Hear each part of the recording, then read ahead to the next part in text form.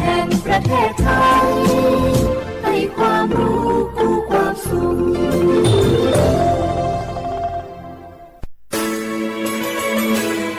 สถานีวิทยุกระจายเสียงแห่งประเทศไทยจังหวัดเชียงใหม่ AM 1476 กิโลเฮิรตซ์สถานีวิทยุภาคภาษาชาติพันธุ์แห่งเดียวในประเทศไทยที่มีความทันสมัยเชื่อถือได้สร้างอัตลักษณ์กลุ่มชาติพันธุ์สู่สากล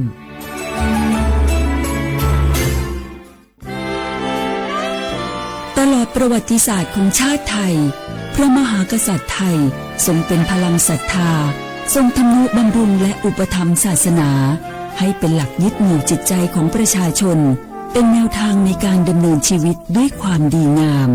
ศาสนาสอนให้คนไทยรู้จักคุณธรรมความดีและความสามัคคีช่วยประคองจิตใจในยามทุกข์เสริมพลังใจในยามเผชิญอุปสรรคเป็นรากฐานสำคัญของสังคมด้วยพระบารมีแห่งพระมหากษัตริย์และศาสนาอันเป็นที่พึ่งทางใจคือพลังศรัทธาที่ล้อมรวมคนไทยทั้งชาติสู่ความมั่นคงสงบสุขและยั่งยืนตลอดไปร่วมเสริมสร้างความรักในสถาบันหลักของชาติโดยสำนักงานประชาสัมพันธ์ที่ 3 กรมประชาสัมพันธ์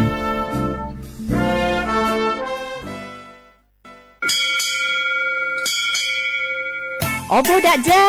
โอบิชเปอร์เหมยสุงคาปอกว่าย้อจงโอดูธรรมาสถานีวิทยุภาษาชาติพันธุ์แห่งเดียวในประเทศไทยทันสมัยเชื่อถือได้แล้วพบกันที่สวทเชียงใหม่ AM 1476 กิโลเฮิรตซ์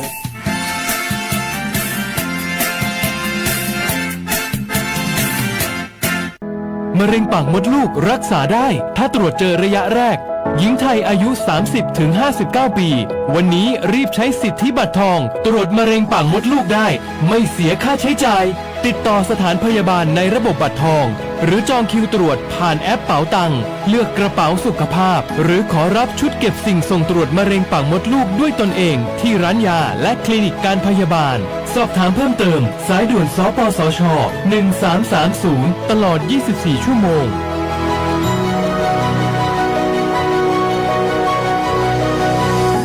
ใครๆก็รู้กันถุงยางอนามัยพกเอาไว้ช่วยได้ช่วยป้องกันโรคอันตรายที่มากับเพศสัมพันธ์ทั้งซิฟิลิสหนองในเอดส์ไวรัสตับอักเสบบีหรือแม้แต่มะเร็งปากมดลูกช่วยป้องกันถ้ายังไม่อยากมีลูกหรือท้องไม่พร้อมตอนนี้แต่ที่ยังไม่รู้คือไม่ใช่สิทธิ์บัตรทองก็มีสิทธิ์ขอรับถุงยางอนามัยได้รวมถึงยาคุมกำเนิดฟรีสิทธิประโยชน์สำหรับคนไทยทุกคนสอบถามเพิ่มเติมสายด่วนสปสช1330ตลอด24ชั่วโมง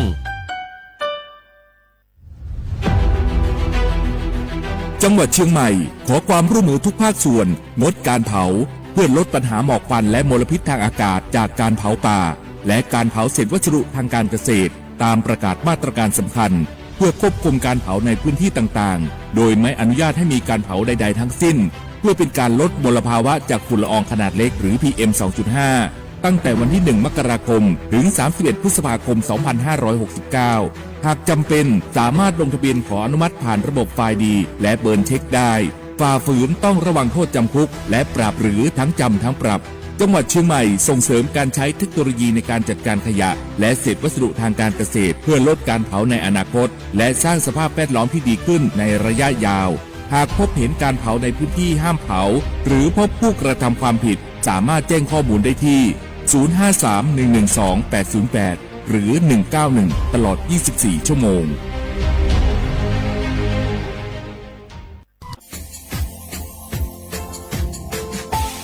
ชาว่าพระวัฒมาปีใหม่อาทิตย์ตาจินชมองมันยังไงอามศาสตร์จังหวัดเชียงใหม่ค่อยมาปีใหม่ปากไก่ฝรั่งที่5ที่นี่ของพวกก็ยินว่า5 3 4ที่นี่สังเกตคนอยู่ตรงไหนครับโฉดสุด ผู้ขวางมาคืออาตุทัดชูดงกาปากกาเมียนเบสเพียลุมีโดขยันรัวชุบดงสัตว์ความแบบดิต้มแบงอาตุทัดชูบงติญาวุพื้นที่หรือตัวจางงูเป็นยังกว่ายาระบบไฟดีกว่านี้มาอนุญาตอยู่ไม่คือมาคืออาตุทัดชูดงติญาปีความวัตถุสองงูเป็นยังฝ่าฝืนยังคือกลุ่มหมายละชัวยาชัวยาโซดงติบ้างงูเป็นยังมาอาตุชัวอาตุเบียพมองงูเป็นยังอาวุธทูแจ้งศูนย์อำนวยการแก้ไขปัญหาหมอกควันที่ยังคือฝุ่นละอองมาคือจังหวัดเชียงใหม่ยีเบอร์โทรงูเป็นยัง053ที่ยัง112808หรือจะมางูเป็นยังสำนักงานประชาสัมพันธ์จังหวัดเชียงใหม่ก็ยังดีปีมาทีเดียวประกาศฝรั่งอันนี้ประกาศมาก็ตะวันเลยจะหลอกฝรั่ง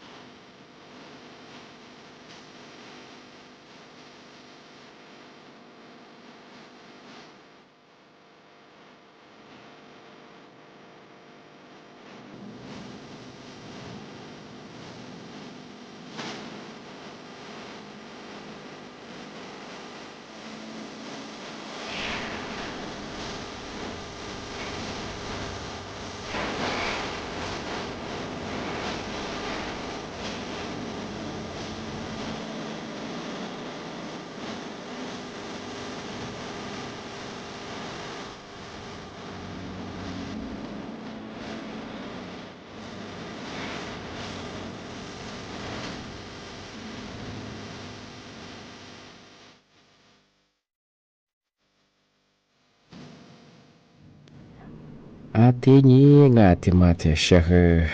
นาราที่มาปีมากเลยงาอาทิ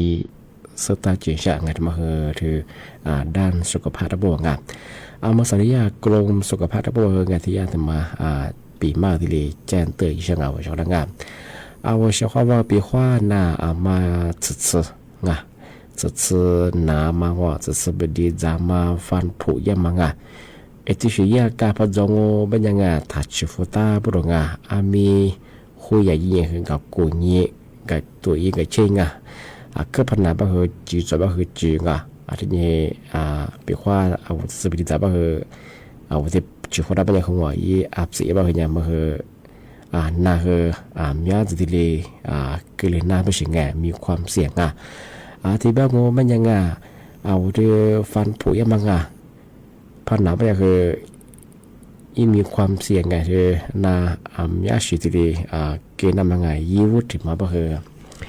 ว่าบางวันไงโรงบางวันมาคือเกณฑ์น่ารู้ง่ายี่มาที่มาโง่มันจะคือว่าวันเนื้อยี่สิจว่าเฮียมังไงยี่สิจมาคือยุคคือว่าตายยังไงว่าจีมันน่าชงอนมาคืองาที่มาที่มาเส้นเลือดอุดตันมังสมองสามารถถึงมังโง่มันยังคือยุบปอกคือยังคืออะไรยังคืออักเสบหน้าบริจของตีถึงมาคือหน้าของคนนี่คือมันเลยคือที่ลีเกรนหน้าถือตีถึงมังโง่มันยังยี่มันหน้าคือเกลียงที่ยังว่าหลอดเลือดไงยิ่งสุดจ้ากว่ายี่มันเฮียมาคือยิ่งสุดจ้ามาคือยังคือเบียดหน้าบริที่บ้านผมมันยังเดียวฟันผุยมังจะเส้นน้ำจะบิดจามันจะซื้อคู่จอมังแยกกันที่คือพันหนังมันยังคือเน็ตสเตอร์จากจูแต่มาถ่ายยิงมีเน็ตเสียงยี่ห้อกับกุยกับตัวเยมีความฉาบรงที่มายุ่งมันยังพัชวดังยี่มีโอกาสงอกว่าน้ำมันคือยี่สัตว์ที่เกิดน้ำบรงเดียวจะซื้อหนักคนยังอาจจะไปยาที่กรมสุขภาพก็ดีแจ้งเตือนฝรั่งปีขวาวันชอบว่าจะซื้อที่เชื่อพันหนาเบอร์ไงถ้าชูดังมียี่ห้อความกุยความฉายี่ความง่ายจะมาปีมาแจ้งเตือนช่างงาน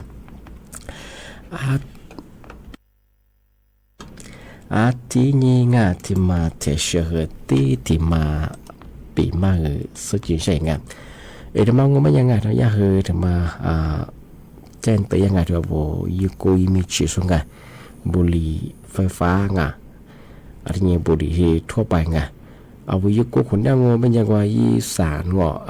สารนิคมตีมาตัวใช่ไงปีว่าชื่อสารงูปัญญากูเด็กกูมีคือสุขภาพคือเบียร์งของฟอชินคือเบียร์ปรุงยาบ้าคืองปีว่าโนก็จะคือเชียงงูปัญญาไงมีโอกาสไงอาจจะสื่อมาที่เล็กกินน่ารงยี่วุฒิบางงูปัญญาไงยี่มาคือมีคืออยู่ว่าเขาสิ่งไงชื่อสารบางงูยี่มาบางงมาคือเบียร์น่ารง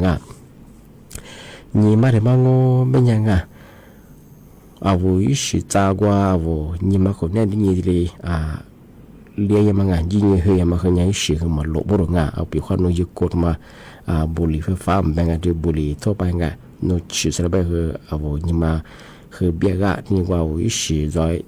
ยี่มาคนนี้ที่ยี่เลยยี่ได้เฮียมาคนนี้ยิ่งสิคือมาหลบกันเลยบรงยี่เลยสิไงสามารถที่มังงูเป็นยังโนความดังคือยังไงก็เดี๋ยวเรายังไงพี่คนนี้กูจุดอะไรบางความดังเดี๋ยวเรายังไงมาถึงมาที่ถึงมาโง่ไม่ยังคือไขมันไขมันกว่าไขมันเส้นเลือดที่เลยกินได้หรอกว่ายิ้มอย่างไรสิทำไมขึ้นอย่างสมมติว่าอยู่กูจุดสุดที่ถึงมาโง่ไม่ยังทำไมว่ากับพ่อคนได้ไงกับพ่อคนนั้นคือยินปาคือที่เล็กกินน้ำปรุงปีขวานโนยุโกทำมาชื่อสลงโง่ไม่ยังกับพ่อคือยินปาคือเลยแบบชื่อจ่าคือจำนางจ่าแบบกับพ่อนามังทำมาคือถึงมาที่ถึงมาโง่ไม่ยังปีขวานโนเลยแผ่นแบงชื่อแผ่นแบงปีขวานโนยินปาที่จะพอจอมไม่ยังคือปีขวานยุโกชื่อสลงมันยังคือเป็นอะไรมาคือวินาปามคือขาเลยมาคือ คาเลจะก็จะชอบคาเลมาขมันจะยังไงมือซ่าอย่างที่เลยใครยังไงคาเลฟอบ้างว่าช่วงงานอยู่ข้างโน้ยโคชบ้างว่าทุกคนอยู่ข้างโน้ก็ดูกันมีว่ายินปาดิชุดก็คือยโคชสารบ้างเอาที่เอาเบนดาบ้างเอายินปามาคือเนี่ยคาเลฟอบ้างยังไงที่ถึงบางงบ้างยังเอายโคมาชื่อสารงบ้างยังเอาก็ดูอยู่ข้างโน้มาเลยถึงมาวันจบบ้างไงมาเลยถึงมาคือเอาอยู่กูก็ยังยี่ละที่เคยที่ลีวัวละเจ้าบ่ดงมาเลยมางที่เป็นยาวัวอยู่กูยังมีชีโซมาคือสุดท้ายคือตัวจอบคือตัวเอาเด็กก็จะชีของเอาต้มดาบหัวต้มมาได้เนี่ยที่ถึงมังเป็นยังไงปีข้าววัวจำเมื่อกูดูนี่ตัวตัวสงเป็นยังไงปีข้าววัวกูดูนี่ตัวตัวเป็นยังไงนี่กูคือพอจังเป็นยังไงที่มาคือเอาจันนี่แหละคือมีผมต่อชิ้นนี้คือมาค่าที่เด็กกินน้ำปลาเอาเดี๋ยวจะเมื่อก็ได้ยินที่ตัวสงที่ถึงบางงูเป็นยังปีฟ้าวัวจะเมื่อจะเนี่ยเฮดูลางงูเป็นยังไงวัวยุกุจังมันคือทำไมวัวยุกุเป็นมันคือวัวจันนี่แหละคือยังคือชิ้นนี้คือมาค่ากินน้ำปลามาคือขึ้นเนี่ยอันตรายยังจามงที่ถึงบางงูเป็นยังคือที่ยุกุมังเอาชิ้นสลังงูเป็นยังคือยี่แม่ชิงก็ยี่แม่บางคนต่อมันด่างบางคนยี่สารเคมีวัตถุมันด่าชิงที่ข้อยี่ที่มาคืออะไรสื่อที่ยากรมสุขภาพในยังไงมาอยู่ก็ชิสละโง่เป็นยังไงมาเลี้ยงเบี้ยมารุงเอาเนื้อยี่อิชิที่มาเรายี่เหี่ยมางออิชิคือมาโลเอายี่มาคนได้ยี่อิชิที่ใจมาเหี่ยอิชิคือมาโลอะไรตรงที่เป็นยังสุขภาพคือเบี้ยงอเอาชินคือมาคักเลี้ยงที่จะคือเอาจะเมื่อเป็นยังไงเอาจะกูดูนี่ตัวจะสู้จะเนี่ยจะไปเคยกูถ้าเชื่อนี่จะไปเอาจะเนี่ยจะเห็นดูลองไปเคยจะมาบิดไปไงพิการก็เลยไปเคยมาเคยคือที่ได้มีโอกาสเกณฑ์ได้ไปเชื่อที่ไปเคยกูมันจะเคยยี่สารสารนิโคตินมันจะเชื่อชีสลงเป็นยังจะกูดูกูมีคือเบี้ยร่างชินคือมาค่ะสุขภาพมาค่ะนาคือมีอะไรที่ลีพิลานาบุรุษงานมีอะไรที่มาที่ลีใจตัวฝรั่งที่เป็นยังมาเอาตัวนั้นก็คือตัวก็คือข้าวแต่ก็ถือว่าอยู่กูจะมาคือยี่ก็พอเนี่ยเป็นไงที่นี่มาคือยี่ซ้อมยังงอที่ซ้อมยี่ซ้อมสเปรย์จากไงโน้ตที่นั่นก็อยู่กูก็คืองอยี่เหี้ยสมมติจะชีดสังไงเอาพอมาจิบคือขึ้นเนี่ยไปใหญ่หน้างานฟุตบอลซึ่งมากที่มาคือทำมาที่แจ้งเตือนช่างมาก็เดี๋ยวเป็นยังไงอยู่กูถ้าเชื่อชิดใส่ก็คือมาค้าจะก็ยังที่มาปีมาแจ้งเตือนที่เป็นยังไงมาที่เชื่อกันได้คือหมดกว่าที่ว่าเกิดอะไรช่วงที่มาคืออย่าพี่ซีวีหมดกว่างานนั้นยังช่วงที่มาเชื่อจะยาเอาลิสุดลำพูว่าไงจะยาลงมีสุดดีฝรั่งแต่คนนั้นยังช่วงนั้น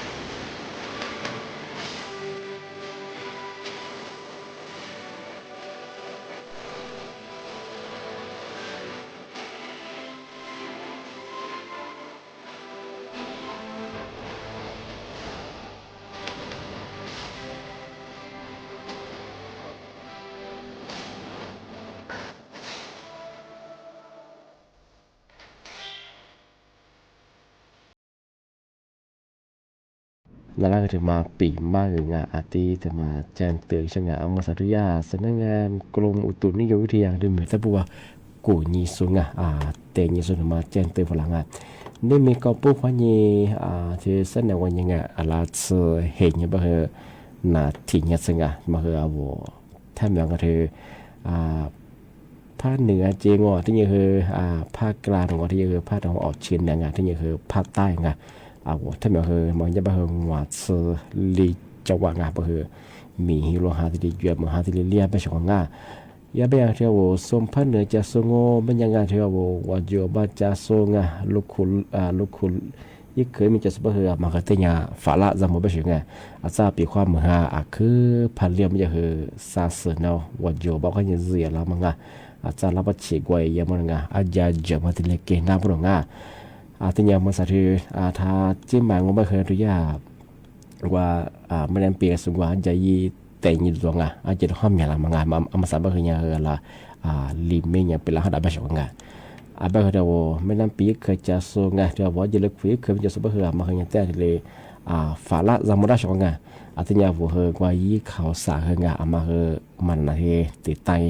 อาจจะปีความมือคือพอเรียกว่าคืออาจจะคือจะก็มีแบบงอว่าอาจจะเลิกกว่าไปยี่ทีหรือบีแบบงออะไรอย่างคือยี่เคยมีคือทีเดียน้ำท่วมมาเกินนั่งช่วงงานมายากที่จะแจ้งตัวฝรั่งสิ่งที่ยังควรยังคือสิ่งแห่งยังมาคือจำไม่ตั้งอาทิตย์นี้ว่าคือด้วยคืองเรียกว่าเยอะคือช่วงงานมาคือว่ายี่ข่าววิดีโอติดตายร่างเอายังมาถึงจุดมาคือมาหาเรื่องที่บางงานจะกูข้ามาคือกับกูยังกับเช่งเตี้ยที่ถึงบางวันมาคือมาจะทะเลอันดามันตะโพนอาทิตย์นี้คือไทยจะสุบคือทำมาคือยาบางอย่างคือเอาชาวประมงเอาว่าควาจะสุบเอาว่าจุลินทรีย์ก็ควายมาคือถัดยีบ้างยาบางอย่างคือสิลิยังควายยี่สิแห่งยี่บ้างกว่ายี่ครึ่งนั่นที่เรียกว่ามีเสียมาคืออันจะเสียบางอย่างยี่โมจังมันยังไงยี่ครึ่งสุยมาคือยี่ไม่ควายยี่คือ3 เมตร 10 เมตรช่วงแบบเราที่ทะเลอันดามันที่ยังว่าทะเลเอาไทยตะพูว่าจะสูงเอาที่กับเบบคือทันยิงนี่เอาที่มากกว่าจะโซชาวประมงบ้านเนี่ยคือจุดยืนเนี่ยคือโดยมันทันยิงบ้างจะมีหัวหายยี่ครึ่งมุ่งความเป็นคืออันตรายบ้างอยากให้ดิเจนตัวฝรั่งมาคือจำกันที่ว่าภาคเหนือภาคกลางภาคตะวันออกที่ภาคใต้มาคือซีรีส์เนี่ยว่าเนี่ยคือซื้อเห็นยังกันมาคือมีหัวหายที่เยอะมาหาที่เรียบบ้างมาคือจำไม่ช่วงที่ยังไงที่มาเทเชื่อคือตีที่มาปีใหม่ใช่ยังไงทำไมญาติสำนักงานตำรวจไซเบอร์ที่ญาติสำนักงานที่ญาติสำนักงานตำรวจแห่งชาติมาแจ้งเตือนฝรั่งเอามาสากว่าญายิบเพจมาจังที่ยังว่าญายิลินมาชาเนียเวลาสุฝรั่งเอามาสายญาติญาแจ้งเตือนมองบ่คือว่ากลุ่มมิชาชิงลาโชมาคาสุดมากว่าที่รถตัดรถตัดเขาเนี่ยผู้บาดที่ลิแจกเป็นยี่นั่นแหละว่ากิจการทะเลตายยีเจงที่เนี่ยคือว่ายี่ขอเราว่าคือปุ๊บเปิดเกิดเป็นยังไงที่เนี่ยคือเปรียบว่าโนกิจการพักกันย่อเป็นยังไงยี่ละวันเนี่ยคือว่าสุบัติสิริว่าเป็นยังไงว่าที่คือเราใช่ไงที่บ้านยาหรือยาบ้างยี่วุฒิมาบ้างว่าเราว่าโทรศัพท์คนนั้นยี่ข้อความส่งเราใช่ไงทำไมคือว่าที่รถตาควันยังไงส่งฝรั่งเป็นไงทางยี่ที่เนี่ยคือแบบสอบถามยี่บอกว่าคือนกเวลารถตาอยู่มาคือมีความดีจ้างอะไรเงี้ยมีอย่างนี้ไม่น้อยสิว่ามาคือไงว่าประเมินจะมาคือจูงว่ายี่เกี่ยทางยี่เจงเปียกข้อในพายุคนลงก็คือแต่ในฟุตบอลว่าตัวที่ลีโอ้เป็นยี่อีลิงส่งฝรั่งเฉพาะมาคือเนี่ยคือเรามองง่ายมาคือเนี่ยข่าวยุบปองตัวอย่างกลุ่มมิชาชีเอาละทีรีแบกเกอร์ยังโลตาความยี่เนี่ยทุกฝรั่งนี่เราฟุตบอลแจมยี่น่าสุขฝรั่งไงปีว่าเอาทศวรรษที่ลิขิตมาสู้มึงเอามาบุญจะคือสู้ฝรั่งเนี่ยคือมาคือเนี่ยคือฐานยืนถือเองมาคือนพยืนถือเงเป็นยังที่ก็ตัวเนี่ยคือพันยืนถือยังว่าทศวรรษว่าย่าที่เรียแฮปปี้นั่งเอาข้อมูลเพียรแต่นั่งที่ยังคือนัวปีกว่าในโทรศัพท์คนนี้ว่ายี่แอปธนาคารไอ้มาจะคือสุดเพียรที่ตื่นนั่งช่วงที่ว่านี่คือโซลิชิส่งฝรั่งตัวฐานยืนถือมาสบายคือฐานยี่ทับฟุ อาจจะเราโซในรางว่าผู้บักโอหรืององอตัวโรทีมือแบบที่ใส่แบบไงยินดีอย่างเหรอมีบัญชีคือเบอร์ใส่เองอ่ะมาอย่างเหรอกลุ่มวิชาชิงอ่ะยาแบบเหรออย่างเหรออาชีพเหรอฟิวอย่างมา做ชิงอ่ะเอาเหรอเลยชีอย่างที่จะเนี่ยมาสมัครแล้วว่าที่จะที่นั่นผู้บักที่เกี่ยวมันอย่างเหรออะไรอย่างเหรอมาเขาแต่ใจเนี่ยไม่ใช่ไงแต่ก็เราแบบว่าผู้บักนี่ใช่ไหมไงเอาเหรอมากูนี่มาเช่งอ่ะมาใจนี่มาสงสัยแบบเหรอสุขภาพทานี่เดียงว่าวุ้ยข้อมูลก่อยมาเล็บบัญชีสุขภาพมันไงที่ถอดเราไปเหรองาบัญชีผู้บ่าวว่าแต่สารมาคือเพียสุดเตะกว่าที่ยังเหรอนุ้ยข้อมูลสุดเตะยิ่งว่ามาขามาเยี่ยมเหรอไงที่กิเลงาอาทิตย์วันยังเหรอญาติแจ้งเทพลังงามาใส่เธอว่าญาอิลีปองไงเธอเอาทศวรรษก็สุพลังงานุ้ยเหรอยี่วุฒิว่ามาเป็นยังว่ามินยี่ดียังเหรอฝากไว้ยี่ระวังว่าตัวเหรอมินยี่จะเป็นไงเอาว่าที่สุพลังงาที่สิพักจุดตัวเป็นยังไงมาคือยังจะมึงไงรถตั้งแหล่งมึงไงชงงานที่ปีว่าธนาคารของงอกุมารธรรมได้ยังไงมีอะไรที่ยาเบเกอร์ยังงอที่ได้อ้างยังคือในรางวัลยี่ที่ยามาคือว่าอาจจะไปเห็นของงานมาคือยังคือถ่ายเยงยาแบบยาในนายามังงปีว่าอะไรสิยืดลิงไงพอตัวเราไปคือครับมุมมาจูมางอยอะไรสิเอาละเป็นยังกูเดียวว่าที่เดียวว่าเป็นยังคือถ่ายยี่ที่ถ่ายเยชของงานนึกว่าพอกูมันใช่ป่ะคือเอามาสมัยนี้ถ่ายยี่ที่ง่ายมันคือกลุ่มวิชาเชี่ยงงานมาถึงมาปีมาแจ้งเตือนอย่างง่ายอาทิตย์เป็นยังไงปีว่าเนี่ยนะสุภาพสุภาพเราเป็นงานนู้นคือว่าเอายี่สัญญามาหรือว่าว่าสุดๆไปได้ยี่เกิดมาถ่ายยังไงถึงมาเขาจะนู้นตัวด้วยมันก็สู้ยี่สว่างก็เลยอย่างง่ายอาทิตย์เป็นคือเอามาคือไงเอาไว้อะไรสิมาตัวนี้คือสู้ใจยังไงกับกูยิ่งกับเชี่ยงง่ายเอามาใส่เห็นยี่เป็นคือยี่ข่าวยี่ปอคือมีอย่างเหรอผู้บ่าวแจกอารมณ์ว่าโทรศัพท์แจกอารมณ์ไอโฟนแจกอารมณ์ว่าที่นี่ทุเรียนแจกอารมณ์ไงคืออย่างไงที่ทุเรียนมาเฮงกันถึงมางานชงงานมาเฮยเอามาสักว่ายายิบเผือกคือชานี่ทุเรียนมาเฮยิบผิวผีเย็นที่วุ่นยังไงปีขวัญโนนี่เมษายนบ่เฮงอ่ะเสนอว่าว่าปีขวัญโน3 กิโลบ่เฮนั่นกิโลแถมมาโจงอ่ะเอามาสักยาเฟซบุ๊กว่าทุเรียนชานี่ทุเรียนยิบเผือกไงชานี่คือที่คือวุ่นยังมาเฮมีอะไรอ่ะมาเฮza munga to tulian za su nga wo za ni shi su won za chi su ba nga toระบบออนไลน์ห้อยว่ามาคือเนี่ยคือเนี่ยมีความเสี่ยงคือเนี่ยมีเชื่อไปถึงเอาบ้านเรามากกว่ากัจกรรมเนี่ยบางอย่างที่จะก็จะบางคือสุขวิญญาณว่าทุเรียนเราอยู่เขาวิจารณ์เท่าว่าระบบออนไลน์ห้อยเนี่ยว่าไม่ใช่คือเนี่ยมีอย่างนี้ก็คือกลุ่มวิชาชีพมีสิ่งไงว่าสู่ยิเพจงอสู่รูปภาพยิบแต่ละอย่างคือยาว่ายิเพจชายังไงทุเรียนมันยังคือยิบช่างงอยิขวาคือหนึ่งวันถึงงานจะมีไม่สิ่งไงปีขวัญโนมีพันสายบางอย่างคือมีสิ่งที่มีสักคือแถไปงอแต่มาคือยาโฆษณาอย่างสิ่งไงมาคืออย่างคือถัดจุดจังมาสายบางคือทุเรียนมาคือยิเพจคือมียิปองแต่ยาคือแจ้งตัวฝรั่งบางคือมาก็แถคือสู้กับกูยิงกับเช่งที่นี่คือเสียนี่คือปุ๊บว่ามันยังคือมันจุงมาคือจะมึงกันมาถึงมาปีมาเจนตัวอย่างHãy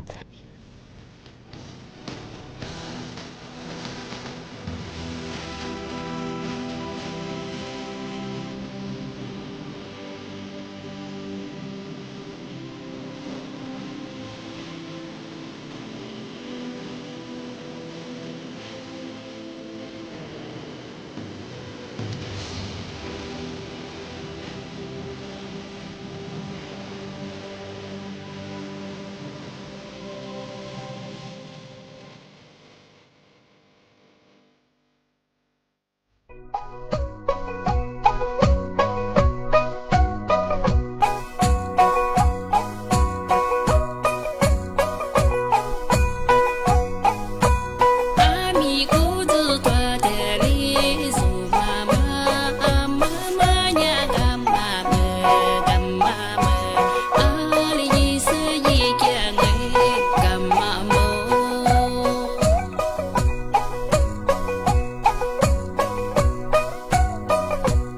Mì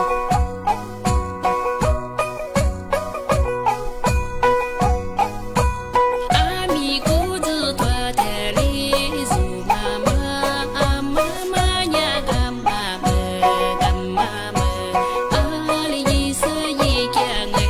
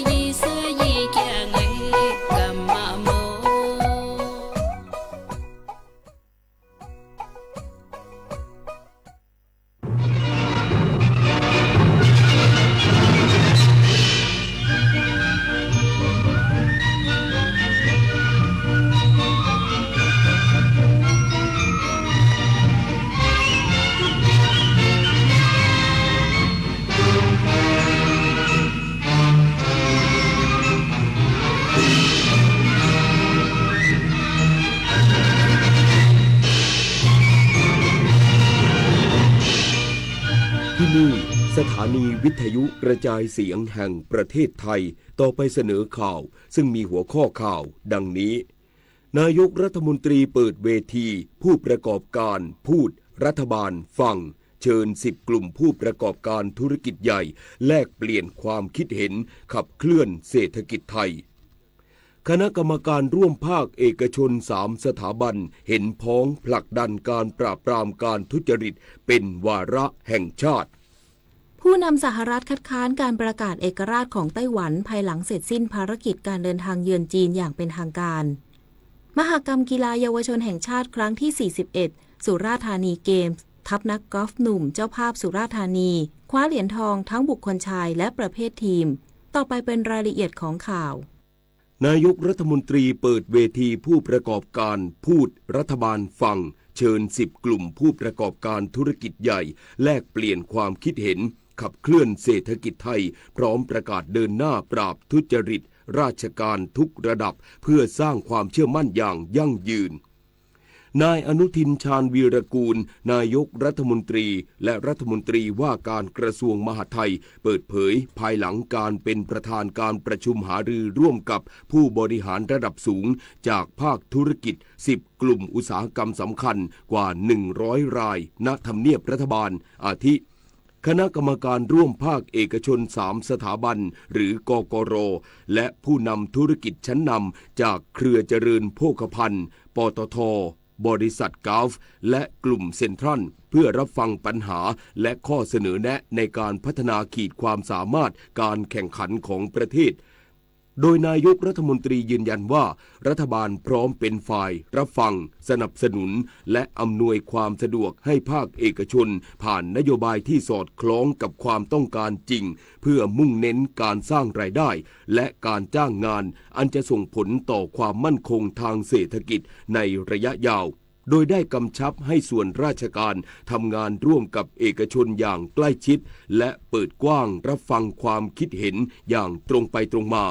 ผู้ประกอบการได้มาแนะนำให้ความเห็นได้มาพูดรัฐบาลก็จะรับฟังและนำความเห็นข้อชี้แนะข้อเสนอแนะแนวทางต่างๆพยายามที่จะอำนวยความสะดวกให้มากที่สุดเพื่อที่ทำให้การประกอบการธุรกิจในประเทศไทยเนี่ยมันเกิดประโยชน์สูงสุดกับทั้งผู้ประกอบการเองกับทั้งประชาชนคณะกรรมการร่วมภาคเอกชน3สถาบันเห็นพ้องผลักดันการปราบปรามการทุจริตเป็นวาระแห่งชาติเร่งปรับปรุงกฎหมายลำดับรองและนำเทคโนโลยีมาช่วยลดขั้นตอนการทำงานเพื่อความโปร่งใสตรวจสอบได้นายปกรณ์นินประพันธ์รองนายกรัฐมนตรีเปิดเผยภายหลังการประชุมหารือร่วมกับคณะทำงานซีโร่คอร์รัปชันกกร.และเพื่อนไม่ทนโดยระบุว่าแนวทางที่ภาคเอกชนนำเสนอนั้นสอดคล้องกับนโยบายหลักของรัฐบาลที่ให้ความสำคัญกับการปราบปรามการทุจริตคอร์รัปชันโดยรัฐบาลพร้อมสนับสนุนข้อเสนอที่ให้ยกเรื่องนี้เป็นวาระแห่งชาติหนึ่งในประเด็นสำคัญที่มีการหารือคือการปฏิรูปกฎหมายลำดับรองทั้งกฎกระทรวงและระเบียบต่างๆใน7กลุ่มอุตสาหกรรมซึ่งปัจจุบันพบว่าเป็นอุปสรรคต่อการประกอบธุรกิจและมีการใช้ดุลยพินิจของเจ้าหน้าที่มากเกินไปรัฐบาลจึงมีนโยบายปรับเปลี่ยนกระบวนงานให้เป็นระบบดิจิทัลเพื่อมุ่งสู่การเป็นรัฐบาลเปิดหรือ Open Governmentที่มีความโปร่งใสประชาชนสามารถตรวจสอบขั้นตอนการทำงานได้ทุกกระบวนการสำหรับประเด็นการเปิดเผยรายชื่อหน่วยงานที่มีความเสี่ยงต่อการทุจริตนายปกรณ์ระบุว่าข้อมูลดังกล่าวมาจากงานวิจัยเชิงวิชาการซึ่งรัฐบาลไม่ได้มองว่าเป็นเรื่องที่ต้องโต้แย้งแต่จะนำข้อมูลเหล่านั้นมาใช้เป็นแนวทางในการตรวจสอบหากพบว่ามีการกระทำผิดจริงจะต้องดำเนินการปรับปรุงแก้ไขและลงโทษผู้กระทำผิดทันทีโดยหน่วยงานที่เกี่ยวข้องได้รับเรื่องไปดำเนินการตรวจสอบต่อเพื่อสร้างความเชื่อมั่นให้กับภาคธุรกิจและประชาชนต่อไปในการที่เราจะเป็น Open Government กับ Digital Government ทั้งหมดมันเป็นเรื่องเดียวกันหมดคือถ้ามันเป็นดิจิทัลมันก็จะโปร่งใสตรวจสอบได้ก็จะสอดคล้องกับข้อเสนอของกกร.แล้วกกร.ก็จะเสนออีกข้อหนึ่งนะครับก็คือให้มีหน่วยงานนำร่องสัก4หน่วยว่าให้เป็นหน่วยงานโปร่งใสต้นแบบแล้วก็ขยายไปที่อื่นต่ออีกอันนึงที่เราคุยกันก็คือว่าเรื่องการพัฒนาการปฏิรูปกฎหมายให้มันทันสมัยใน7กลุ่มอุตสาหกรรมเราก็จะพยายามช่วยกันทำเบื้องต้นก็จะขอให้ทางกกร.เข้าไปประชุมพิจารณากันว่ากฎหมายลำดับรองอะไรบ้างพวกกฎกระทรวงประกาศระเบียบคำสั่งที่มันเป็นอุปสรรคต่อการดำเนินธุรกิจจะได้มีการปรับปรุงแก้ไขให้เขาเสนอมาว่ามันมีเรื่องอะไรบ้างจะปรับปรุงแก้ไขอะไรอย่างไรเสนอมาที่รัฐบาลจะไปดำเนินการต่อด้านนายมานะนิมิตมงคลประธานองค์กรต่อต้านคอร์รัปชันประเทศไทยหรือ ACT กล่าวถึงผลการสำรวจความคิดเห็นภาคประชาชนพบหน่วยงานภาครัฐที่มีพฤติกรรมการเรียกรับสินบนถึง26หน่วยงานโดยระบุว่าปัญหาดังกล่าวไม่ได้เกิดขึ้นเพียงรายบุคคลแต่เป็นปัญหาเชิงระบบและวัฒนธรรมองค์กรที่สืบเนื่องมาอย่างยาวนานซึ่งข้อมูลจากการสำรวจพบว่าภาคเอกชนกว่า48%ที่ติดต่อประสานงานกับหน่วยงานรัฐจำเป็นต้องจ่ายสินบนเพื่อความสะดวกในการดำเนินงานส่งผลให้ต้นทุนทางธุรกิจสูงขึ้นและกระทบต่อภาพลักษณ์ความเชื่อมั่นในสายตาของนักลงทุนต่างชาติอย่างรุนแรงจะมีการเรียกรับสินบนทั้งสิ้นครับมากน้อยรุนแรงแตกต่างกันเพียงแต่ในการสำรวจครั้งนี้เราก็จะชี้ให้เห็นนะครับว่าอะไรหนักอะไรมากที่สุดสิ่งที่เราอยากเห็นเราไม่ได้หวังว่า